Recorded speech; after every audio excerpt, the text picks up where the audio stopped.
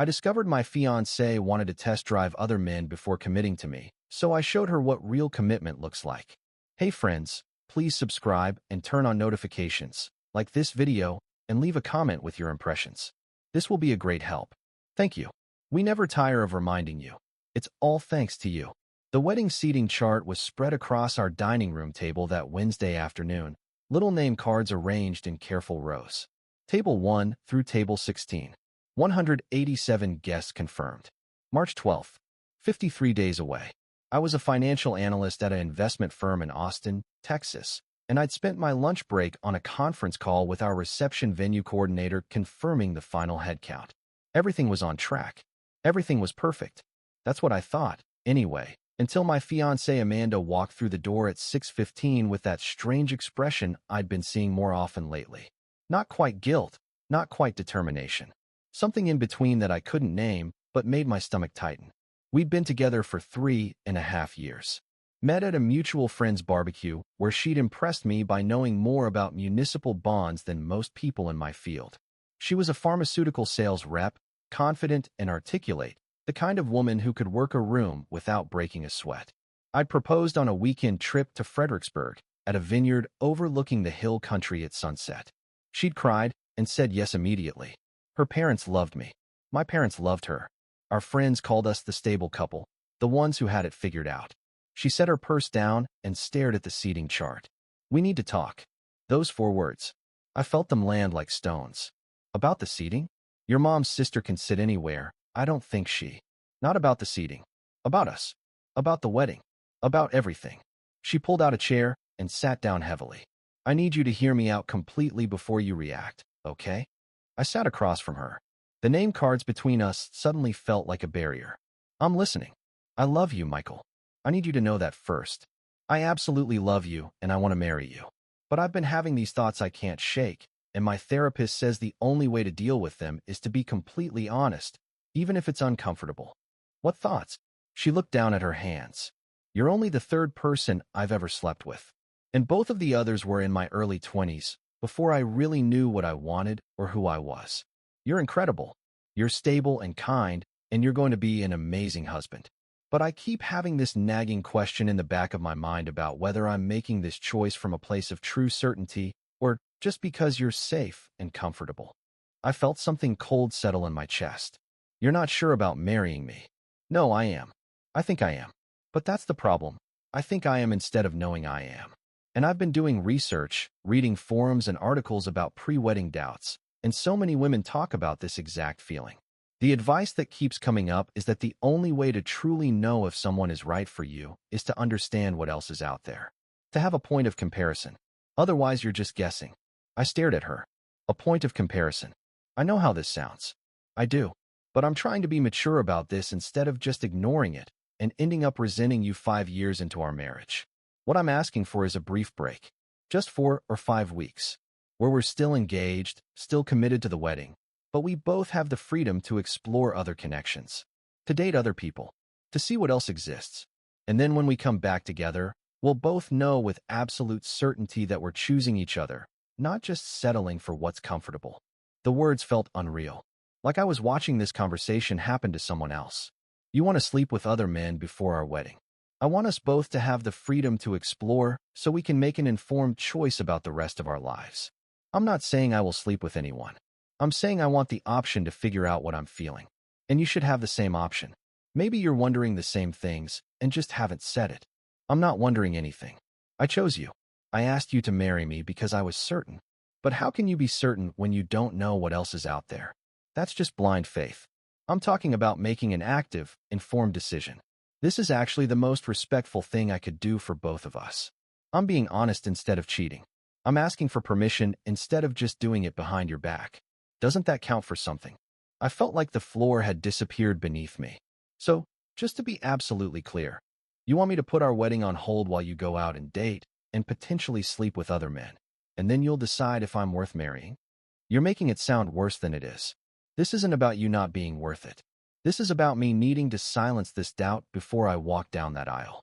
If you really love me, you'll understand that a strong marriage is built on certainty, not questions. And the only way I can be certain is to explore this.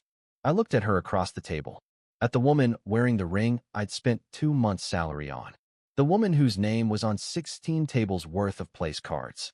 The woman who was asking me to be her backup option while she shopped around for something better. Okay. Her whole body relaxed. Oh my God. Really? Michael, thank you. I was so terrified you'd just shut down or get angry. This is exactly why I know we're going to be okay. You understand me. We can set whatever boundaries you need. We don't have to talk about the details of who we see or what we do. We'll just take this time, and then we'll reconnect in a month and plan the most amazing wedding because we'll both know it's right. Okay, I repeated. The engagement is over. She blinked. What? You want to explore other options? Go ahead. But I'm not going to wait around to find out if I make your final cut. The wedding is canceled. The engagement is done. No. No. Michael, that's not what I'm saying. I'm not breaking up with you. This is a break, not a breakup. We're still engaged. The wedding is still happening. I'm just asking for a little space to work through some personal doubts. And I'm giving you all the space you need. Permanently. Her face went white. You're not listening to me. I'm trying to make our marriage stronger.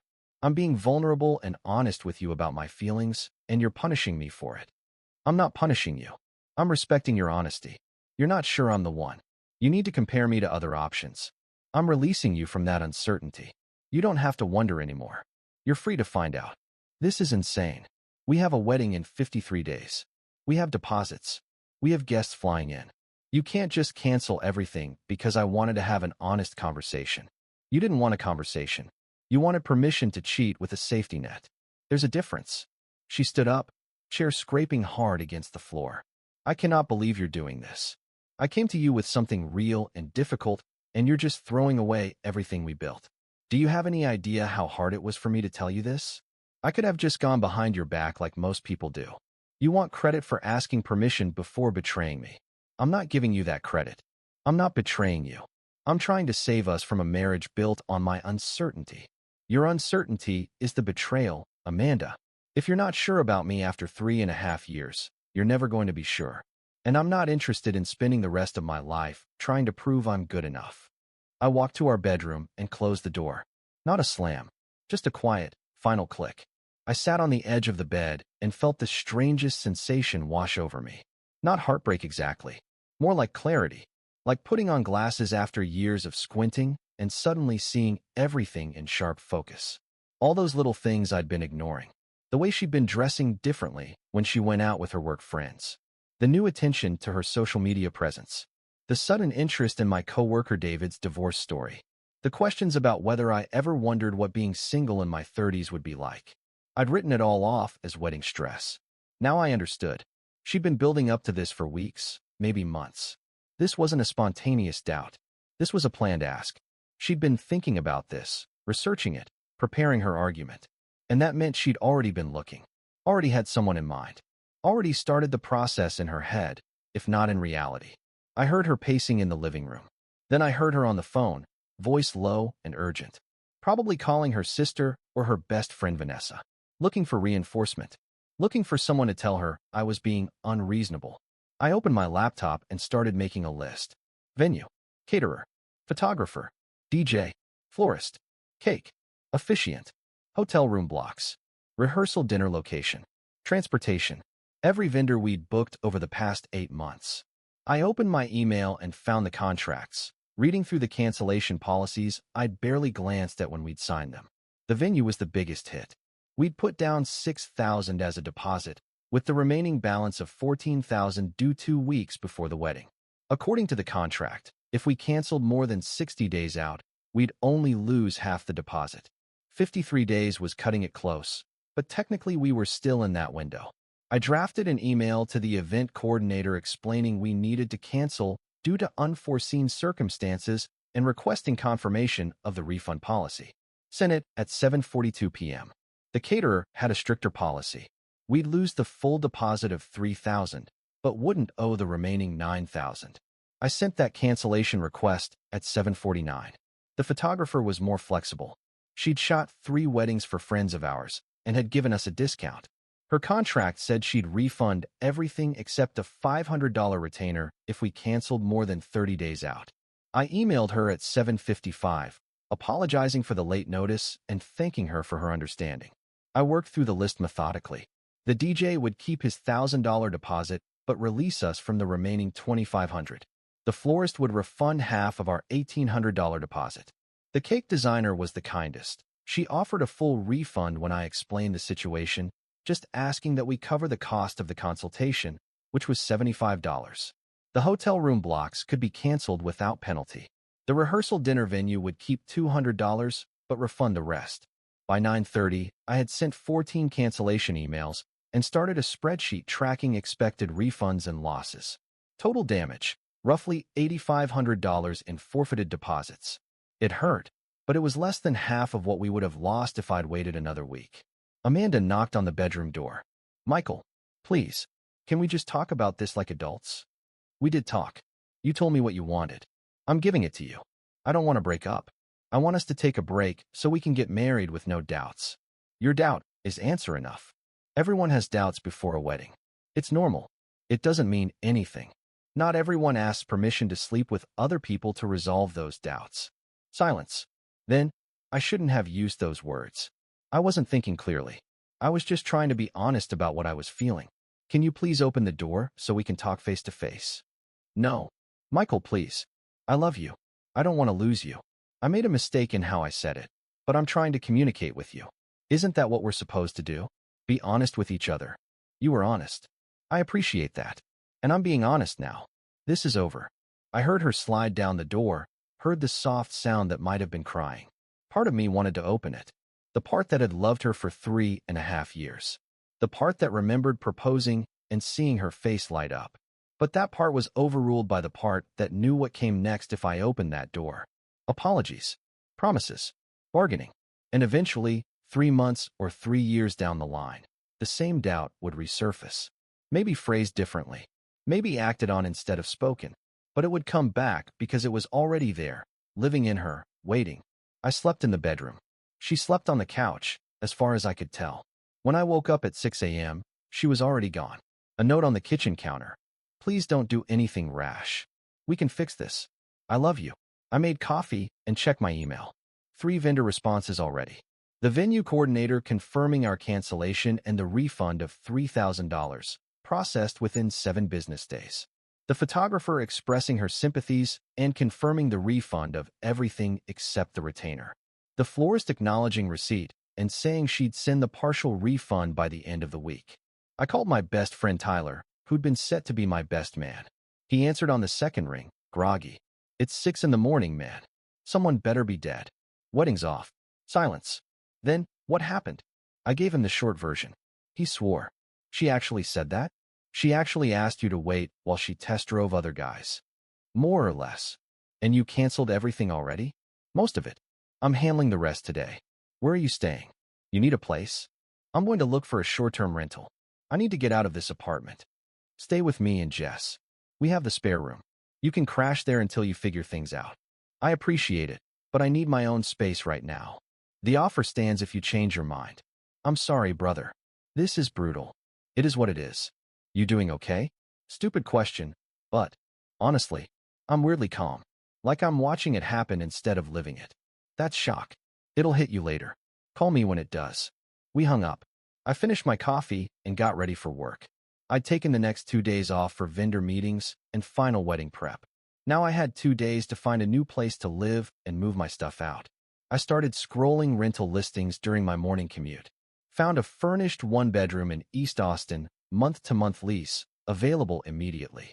Called the landlord from the parking lot at my office and scheduled a viewing for lunch.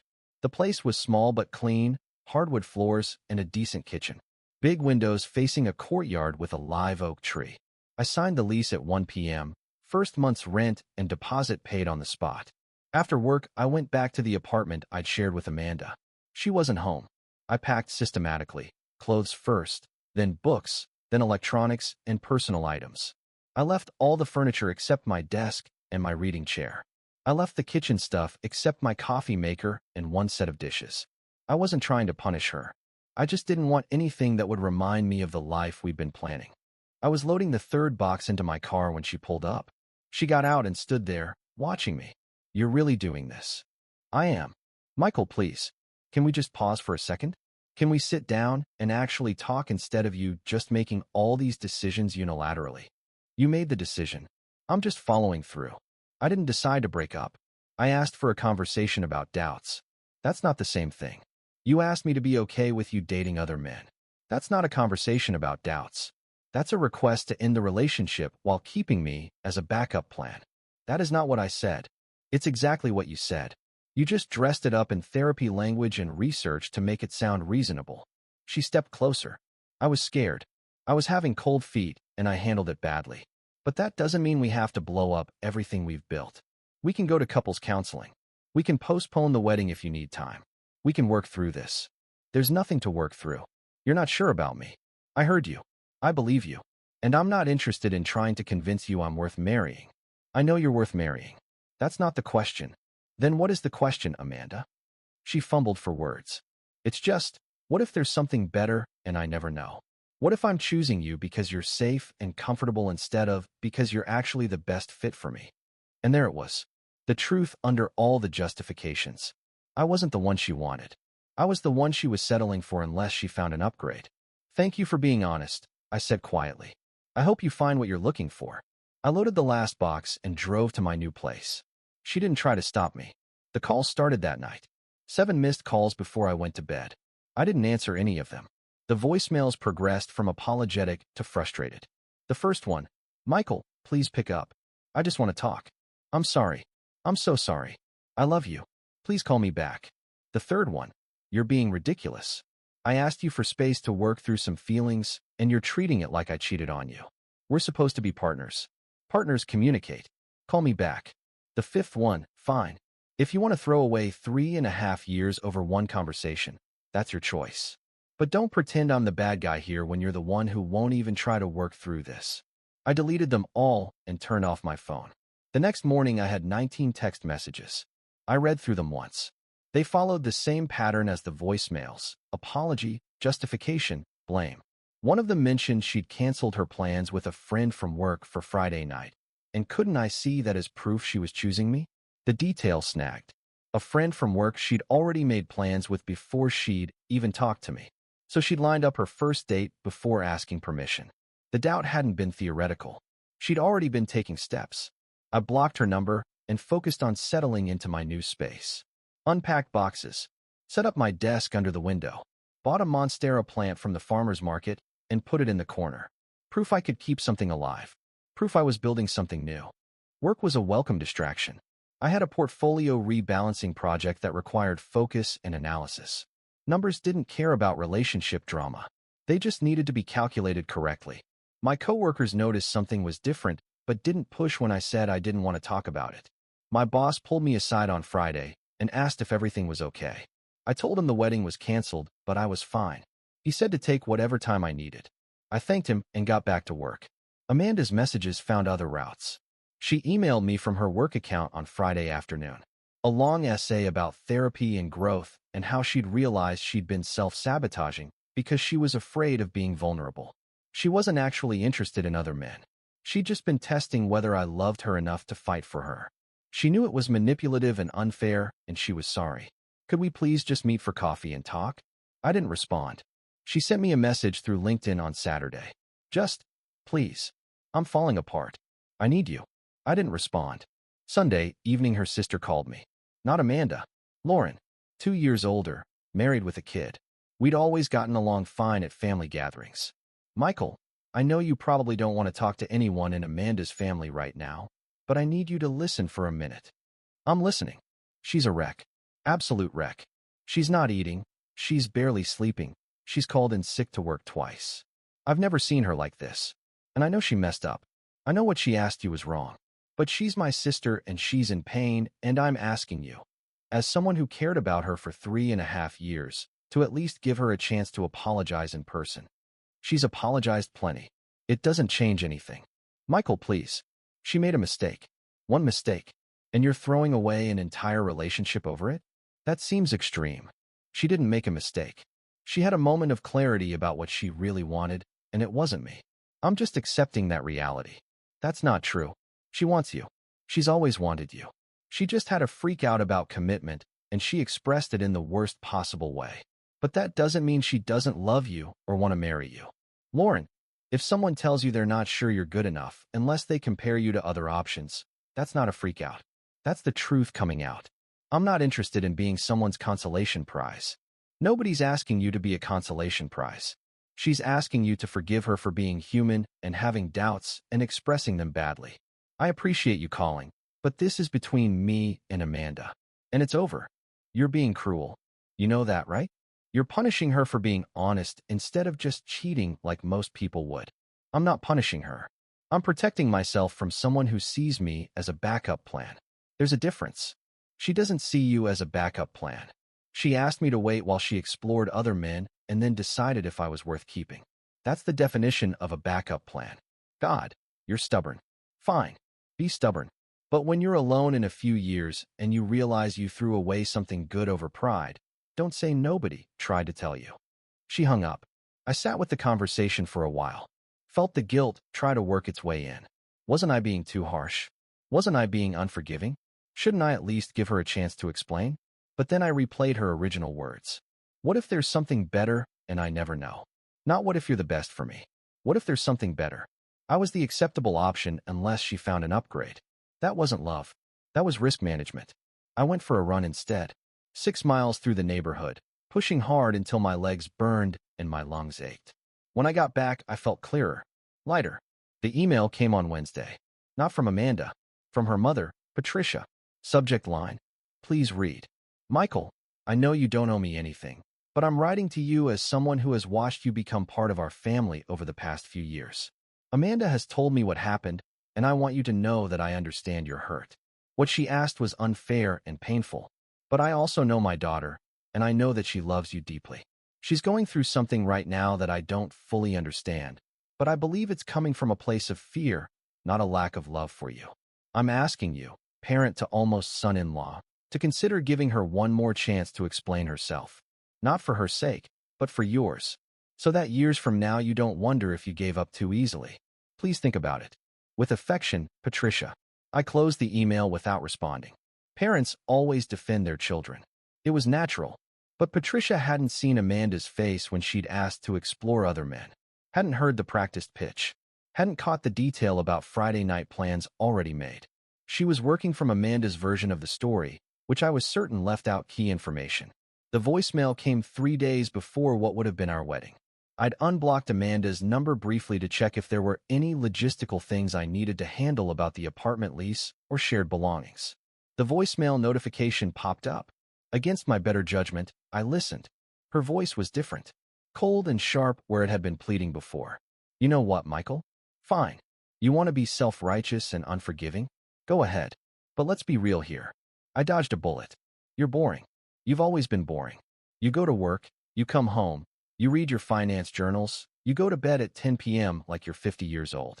I was trying to do you a favor by staying with you, and you couldn't even appreciate that I was being honest instead of just sneaking around like I could have. Like I should have, apparently, since honesty gets punished. You're going to end up alone, Michael, because you can't handle anyone being anything less than perfect. You can't forgive. You can't bend. You're rigid and cold, and you know what? The guys I've been seeing actually make me feel alive. So congratulations on your perfect principles. I hope they keep you warm at night. I listened to it twice. Not because it hurt, but because it confirmed everything. The guys I've been seeing. Plural. She'd already been with multiple people in the 3 weeks since we'd split. Which meant either she'd moved incredibly fast, or she'd already had them lined up before she'd even talked to me. Probably the latter. And the mask was fully off now. No more apologies. No more promises to change. Just anger that I hadn't played along with her plan. Just contempt for who I actually was. I deleted the voicemail and blocked her number again. March 12th came and went. The day that should have been my wedding. I worked a full day, then met Tyler and his wife Jess for dinner at a steakhouse downtown. They didn't make a big deal of it. Just good food and easy conversation and a few beers. Tyler asked if I was okay. I told him I was. Better than okay, actually. Jess said I seemed more relaxed than I had in months. I realized she was right. I'd been carrying tension I hadn't even noticed. Trying to fit into the shape Amanda needed. Trying to be exciting enough, interesting enough, good enough. Now I could just be myself. It felt like freedom. The weeks turned into months. April, May, June. I got promoted at work. Started training for a half marathon. Took a weekend trip to Marfa with Tyler. Bought real furniture for my apartment instead of living with the rental stuff. Went on a few dates through apps. Nothing serious. Just remembering what it felt like to meet new people without the weight of expectations. I didn't think about Amanda much. When I did, it was with a kind of distant curiosity about how I'd missed the signs for so long. The encounter happened in early July at a fundraiser gala for the Austin Children's Museum. My firm had bought a table, and I'd volunteered to represent us since most of my coworkers had summer vacation conflicts. I was examining the silent auction items, debating whether to bid on a weekend at a Wimberley cabin, when I heard her voice. Michael. I turned. Amanda stood 3 feet away in a navy cocktail dress. She'd cut her hair shorter. She looked thinner, with dark circles under her eyes despite the makeup. "Can we talk?" she asked. Her voice was quieter than I remembered. "Please. Just 5 minutes." I glanced around. The gala was in full swing. People mingling with drinks and hors d'oeuvres. All right. We moved to a quieter corner near the coat check area. She twisted her hands together, a nervous habit I'd seen 1,000 times. "I'm sorry," she said immediately. "For everything. The way I asked. The things I said afterward. All of it. I was confused and scared, and I handled everything in the worst possible way. I've been in therapy twice a week trying to figure out why I sabotaged the best thing in my life. And I know I don't deserve another chance. I know that. But I'm asking anyway because I miss you. I miss us. I miss the life we were building. And I'm wondering if maybe we could try again. Start fresh. Take it slow. I'm a different person now. I've done the work. I know what I want, and it's you." I looked at her carefully. Really looked. Saw the hope and desperation and genuine regret in her eyes. And I felt nothing but a kind of sad compassion for someone I used to know. "Amanda, you asked me to be your backup plan while you shopped around for something better.